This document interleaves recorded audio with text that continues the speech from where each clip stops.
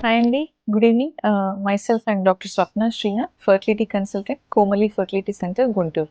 So, ఇప్పుడు endometriosis లేదా endometriotic cyst లేదా చాక్లెట్ సిస్ట్ అంటే ఏంటో తెలుసుకుందాం ఇవాళ. మనము అల్ట్రాసౌండ్ చేయించుకోవడానికి అంటే పిల్లలు లేరు. మనం అల్ట్రాసౌండ్ చేయించుకున్నప్పుడు మీకు చాక్లెట్ సిస్ట్ ఉంది. దీనికి సర్జరీ చేయించుకోవాలి అని చెప్పుంటారు. సో, అసలు ఈ చాక్లెట్ సిస్ట్ అంటే ఏంటి? అది ఎలా వస్తది? దానికి ట్రీట్మెంట్ ఏంటో తెలుసుకుందాం. సో, ఇప్పుడు మనకి నార్మల్‌గా మెన్సెస్ అప్పుడు ఏమవుతదంటే గర్భసంచి లోపల ఉన్న పొర అనేది బ్లీడింగ్ రూపంలో మనకి బయటికి వచ్చేస్తది. దాన్ని మెన్‌స్ట్రువల్ బ్లీడింగ్ అంటారు. బట్ కొంతమందికి ఏమవుతదంటే ఈ గర్భసంచి లోపల ఉండే ఆ లైనింగ్ మెన్సెస్ బ్లీడింగ్ లోపలికి వెళ్తది. రిట్రోగ్రేడ్ ఫ్లో అంటారు. అంటే వెనక్కి వెళ్తది లోపలికి. సో, ఆ ట్యూబ్స్‌లో నుంచి అండాశయంలోకి వెళ్ళిపోయి ఆ బ్లీడింగ్ అంతా స్లోగా అది కలెక్ట్ అయిపోతదనమాట. ఆ బ్లీడింగ్ అంతా కలెక్ట్ అవ్వటం వల్ల లేటర్ అది చాక్లెట్ కలర్‌లోకి మారుతది. దాన్ని చాక్లెట్ సిస్ట్ అంటారు. సో, మీకు ప్రతి నెల మెన్సెస్ వచ్చే కొద్దీ కొంచెం, కొంచెం అమౌంట్ ఆఫ్ బ్లీడింగ్ లోపలికి వెళ్ళిపోయి సిస్ట్ అనేది సైజ్ పెరగటం జరుగుతదనమాట. సో, దీన్ని చాక్లెట్ సిస్ట్ అంటారు. సో, దీనికి అంటే జెనెటికల్‌గా కొన్ని రీజన్స్ ఉన్నాయి.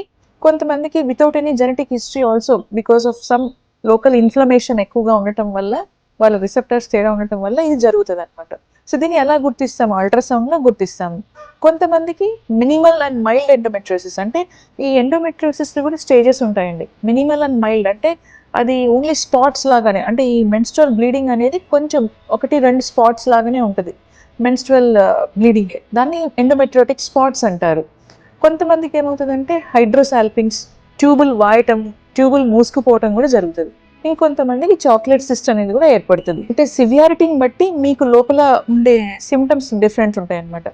అంటే ఇప్పుడు మీకు మినిమల్ టు మైల్డ్ అనుకోండి ఎండోమెట్రియోసిస్ ఎటువంటి సింప్టమ్స్ ఉండవు. మీకు బాగా సివియర్ ఎండోమెట్రియోసిస్ అంటే లోపల సిస్టులు గానీ, ట్యూబులు బ్లాక్ అయిపోవడం, లోపల అతుకులు ఏర్పడిపోయినప్పుడు ఏమవుతదంటే మీకు సింప్టమ్స్ ఎలా ఉంటాయంటే బాగా విపరీతమైన పెయిన్ డ్యూరింగ్ పీరియడ్స్. కొంతమందికి పీరియడ్ వచ్చే 1 వీక్ బిఫోర్ నుంచి 1 వీక్ తర్వాత వరకు కూడా బాగా పెయిన్ ఉంటది.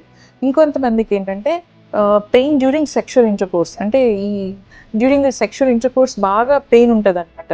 ఇంకొంతమందికి మోషన్‌కి పాస్ చేసేటప్పుడు కూడా పెయిన్ ఉంటది. ఏంటంటే రెక్టల్ ఎండోమెట్రియోసిస్ అంటే లోపల బాగా డీప్ ఎండోమెట్రియోసిస్ ఉన్నప్పుడు మోషన్‌కి వెళ్ళినా కూడా పెయిన్ ఉంటది. సో, బేసికల్‌గా వీళ్ళకి విపరీతమైన పెయిన్‌తోనే వస్తారనమాట. సో, ఎండోమెట్రియోసిస్ అనేది మనం సస్పెక్ట్ చేయాలి. If you are having severe pain during periods. వాళ్ళు ఎట్లా అంటే without pain killer they cannot manage అనమాట.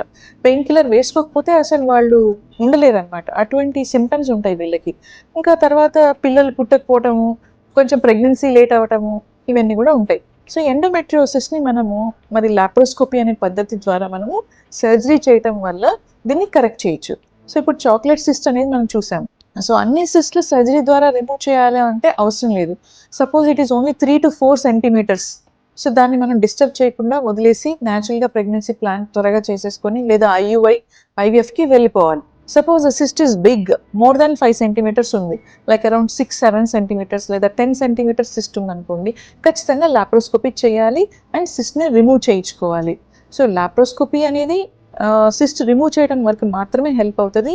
అండ్ ఏమన్నా అడేషన్స్ అంటే అతుకులు కొంతమందికి ఏమవుతదంటే గర్భసంచికి వెనకల అండాశయంలో అతుక్కుపోవడము, పేగులన్నీ వచ్చి అతుక్కుపోవడం జరుగుతదనమాట. సో, దీనివల్ల కూడా ప్రెగ్నెన్సీ లేట్ అవుతది. సో, మనం ఆ అతుకులన్నిటిని కూడా రిలీజ్ చేస్తాం లాప్రోస్కోపీలో.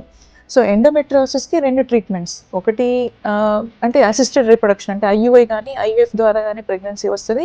అండ్ లాప్రోస్కోపీ సర్జరీ చేసి ఆ సిస్ట్‌లు రిమూవ్ చేసి అతుకుల్ని రిలీజ్ చేయటం వల్ల కొంతమందికి నేచురల్‌గా కూడా ప్రెగ్నెన్సీ వచ్చేస్తది. బట్ ఇక్కడ కీ ఏంటంటే మనం దాన్ని ఎర్లీగా గుర్తించాలి. సో, ఎండోమెట్రియోసిస్‌ని ఎర్లీగా గుర్తించి, ఎర్లీగా ట్రీట్మెంట్ తీసుకుంటే నేచురల్‌గా కూడా ప్రెగ్నెన్సీ వచ్చే అవకాశాలు ఎక్కువగా ఉంటాయి. Thank you. Thank you so much.